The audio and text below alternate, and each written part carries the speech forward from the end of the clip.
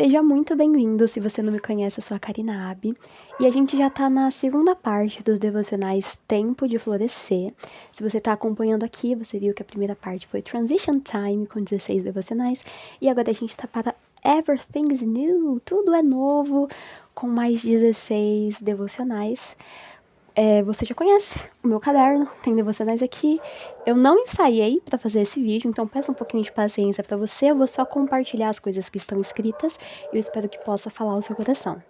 O vídeo de hoje se chama Faithfulness, que é uma junção de duas palavras em inglês. Uma é faith, que significa fé, e faithfulness significa fidelidade. E aponta para nós, com o nosso relacionamento com Deus, que envolve essas duas coisas. A gente tem fé em Deus, a gente tem fé em quem Ele é, a gente tem fé de que Ele é imutável, de que Ele é inabalável, de que Ele é perfeito, santo e soberano, e de alguma forma se apresenta para nós querendo um relacionamento de aliança que a gente corresponde com fidelidade. Então, é um movimento que sempre parte de Deus. A gente vê em outros textos da Bíblia, lá em Tiago 4:8, que diz: chegai-vos a Deus, Ele chegará a vós, mas a gente só pode se chegar a Deus porque Jesus Cristo abriu o caminho até o Pai. Então é sempre um movimento que parte de Deus e a gente só corresponde com fidelidade. Então existe a fé que a gente coloca em Deus, existe a fidelidade que a gente coloca em Deus, mas também existe a fidelidade de Deus como resposta à nossa postura diante dele.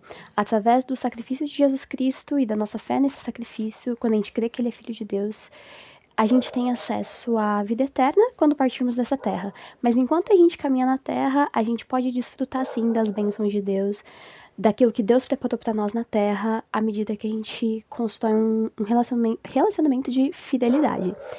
Um personagem muito claro é Abraão. E eu gostei de chamar aqui num subtítulo sobre a dinâmica da aliança. Então você tem uma aliança com Deus e existe uma dinâmica nessa aliança. Eu vou ler com vocês o texto de Gênesis 22, do 16 ao 18. E o contexto é quando Abraão entrega o seu filho Isaque para Deus. E quando ele estava prestes a sacrificar o menino, como Deus tinha pedido, aparece um anjo e diz que não é necessário. E o texto de Gênesis 22, do 16 ao 18, vai dizer assim: Assim diz o Senhor: uma vez que você me obedeceu e não me negou nem mesmo seu filho, seu único filho, juro pelo meu nome que certamente o abençoarei. Multiplicarei grandemente seus descendentes, e eles serão como as estrelas no céu e a areia na beira do mar. Seus descendentes conquistarão as cidades de seus inimigos, e por meio deles, todas as nações da terra serão abençoadas. Tudo isso porque você me obedeceu. Então essa já é a grande promessa que Deus traz para Abraão. Todas as famílias da terra, todas as nações da terra serão abençoadas. Já estava apontando para o Messias que viria, vindo de Abraão, os filhos de Abraão, e depois vai passando por Davi até chegar a Cristo. Tudo isso porque você me obedeceu. Então, a gente vê aqui claramente, nitidamente, uma questão de consequência. Quando Abraão chega tão perto de sacrificar seu filho Isaque, por confiar no Deus que o chamava, porque era uma ordem que não tinha sentido, e ele confia em Deus, ele caminha em fé, não à toa Abraão está lá nos Heróis da Fé. Ele é conhecido como o pai da fé. Quando a gente caminha em fé e a gente obedece a Deus, existe consequência na terra. Então, a nossa salvação, vida eterna, vem de Cristo, do sacrifício de Cristo. Sem Cristo, a gente não tem nada. A gente vai pro inferno se a gente não tiver Jesus. Mas, enquanto a gente caminha na terra, e tem até essa questão geracional, de passar pros filhos e tudo mais, é tudo consequência do nosso posicionamento diante da voz de Deus. Então existem princípios claros que todos que seguem são abençoados. E, enfim, leia Provérbios e siga Provérbios e você será abençoado. Mas existe aquele lugar da aliança com Deus que Deus pede coisas específicas para você.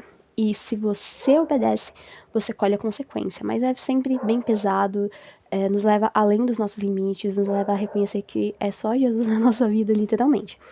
Então vamos lá. Vou ler aqui. Eu separei em 2 tópicos, Abraão e Deus. Então, Abraão tem algumas coisinhas para falar. Sobre Abraão, a primeira coisa é a obediência. Ele esteve pronto para obedecer a Deus tão logo quanto ouviu a sua voz. E vai ser marcado pela frase saiu na manhã seguinte. Então Deus acorda Abraão, chama Abraão, fala: me sacrifica Isaque, seu filho, seu único filho. E a resposta dele é: saiu na manhã seguinte. Ele obedeceu instantaneamente. tão logo quanto possível. Isso é muito bonito porque às vezes a gente fala, um dia eu vou obedecer a Deus, fica postergando, mas isso não é obediência.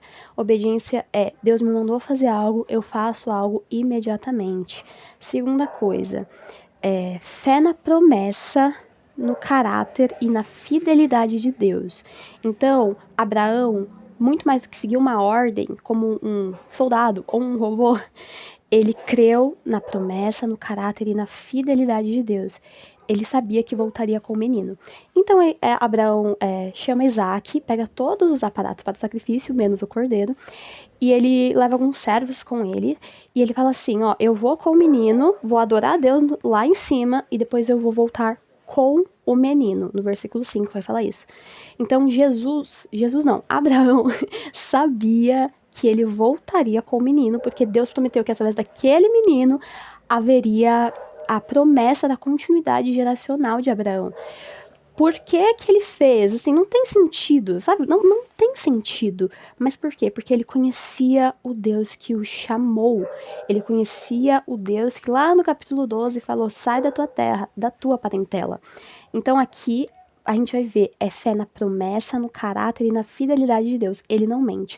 Não é como eu fazer um acordo e ficar barganhando com Deus e tentando achar um negócio, uma brechinha para convencer Deus a isso ou aquilo. Não é isso.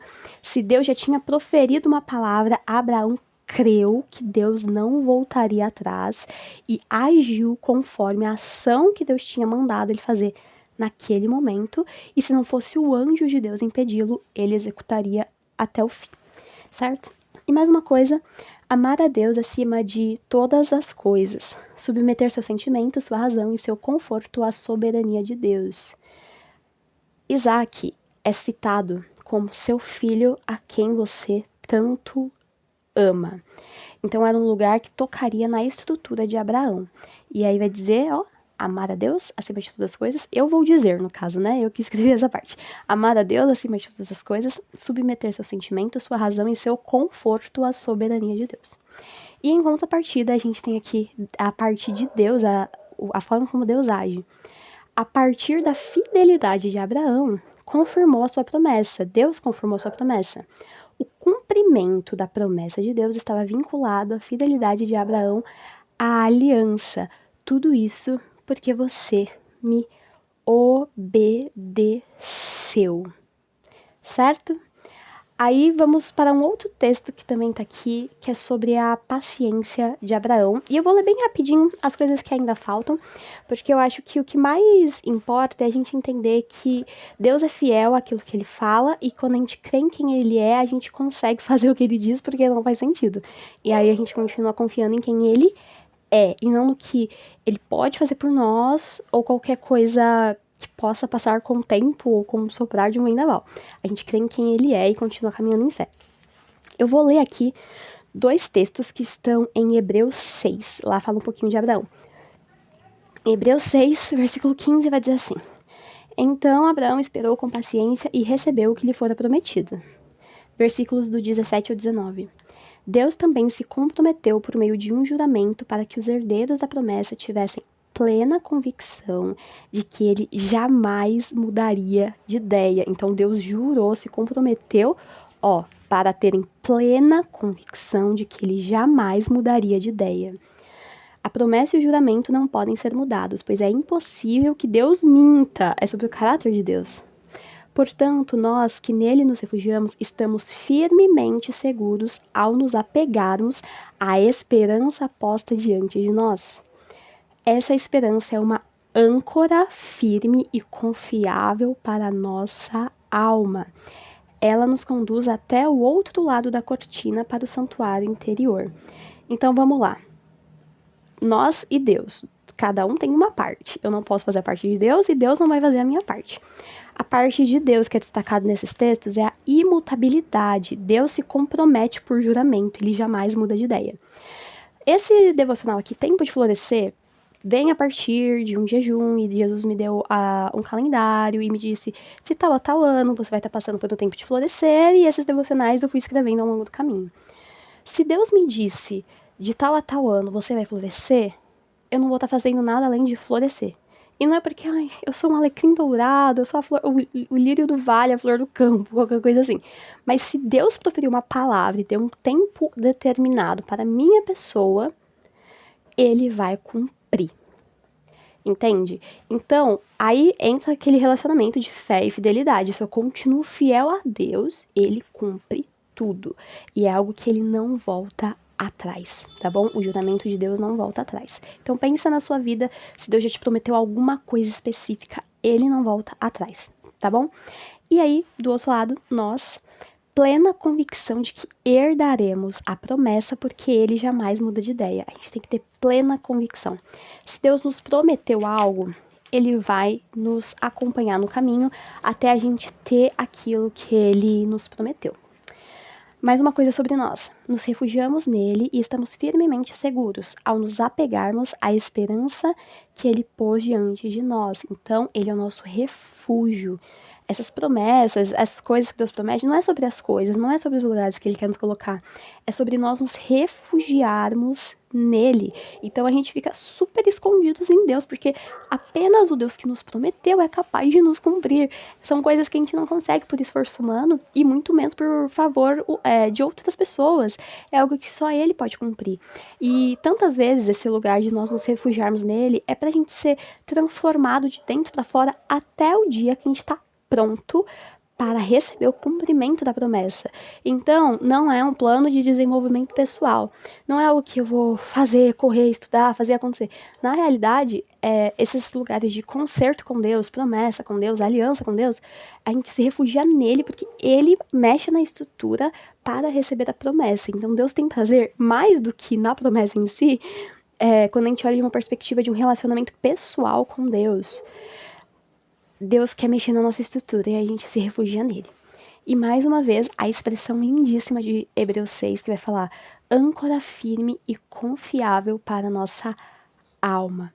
O nosso espírito sempre vai estar convicto da salvação em Cristo, sempre vai estar convicto daquilo que Deus nos prometeu, mas a nossa alma passa pelos vendavais. E aqui vai falar sobre a âncora firme e confiável para a nossa alma, que é a palavra de Deus, que é o que Deus diz para nós. Quem ele é não vai voltar atrás. Quem ele é não vai mudar. O que ele disse não vai voltar atrás. E quando a gente se lembra que é ele, não é, ai, a minha promessa, ai, o meu caminho, ai, a minha visão. Não. Ele é. Ele tá fazendo. E ele me convidou para fazer uma parte do que ele tá fazendo. E isso é âncora firme para minha alma. Então, vamos lá. Vou ler um textinho escrito aqui. E depois tem mais 2 versículos para encerrar. Vamos lá. Deus faz a promessa e nos conduz a um caminho onde possa testar nossa fidelidade à aliança que temos com Ele. À medida que nos mostramos fiéis, o Senhor confirma que estamos mais próximos da promessa. Para sermos aprovados, precisamos ter o mesmo coração de Abraão, amando a Deus acima de todas as coisas, estando dispostos a sacrificar nossas emoções e razão diante da soberania de Deus, seguindo por um caminho de obediência sem questionar, à medida que nos apegamos à integridade do caráter de Deus. Estou passando por uma situação em que minhas emoções e minha lógica estão sendo desafiadas. Estou passando por uma situação que se parece com sofrimento ou punição e que me desafia a acreditar que Deus permanece fiel à aliança e me ama incondicionalmente. Estou passando por uma situação em que a obediência me custa muito caro. Se sim, estou passando por uma provação para confirmar um novo nível das promessas que Deus tem para mim. Viu? Então, às vezes a gente fala, porque eu tô em crise, porque eu estou sofrendo. Porque Deus está me provando para confirmar um novo nível da promessa. Um novo nível de compreensão do que Ele está fazendo. E a partir desse novo nível de compreensão do que Ele está fazendo, a gente tem um novo nível de compreensão de quem Ele é. Ele sabe quem Ele é. Ele é quem Ele é. Mas a gente não sabe tudo. A gente vai descobrindo à medida que a gente caminha em fidelidade a Deus. E, por último... falando um pouquinho mais de Abraão, 2 textos, agora em Tiago 2, versículo 21 e 22, vai dizer assim: Não se lembram que nosso antepassado Abraão foi declarado justo por suas ações quando ofereceu seu filho Isaque sobre o altar? Como vem, sua fé e suas ações atuaram juntas, e assim as ações tornaram a fé completa. Aquele texto que diz que a fé sem obras é morta. Então, ó, as ações tornaram a fé completa. A ação não é eu ter uma rotina organizada e ter um alto nível de produtividade.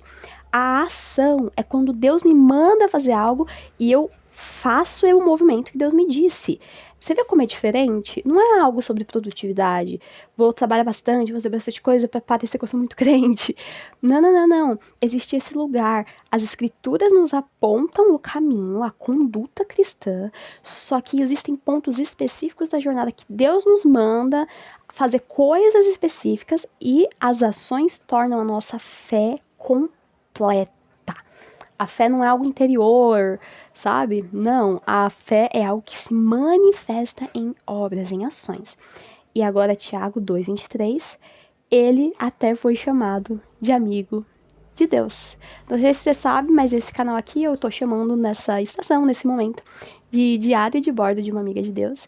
E aqui a gente vai ver um amigo de Deus, Abraão, andava com Deus, era guiado pelo que Deus falava, muitas vezes falhava e fazia coisas erradas, porém ele é conhecido por ser o pai da fé. Ele ouvia Deus e ele obedecia a Deus. Eu espero que esse devocional tenha feito sentido para você, tenha edificado seu coração. E eu vejo você no próximo vídeo. Um beijo, fiquem com Deus, até mais e tchau, tchau.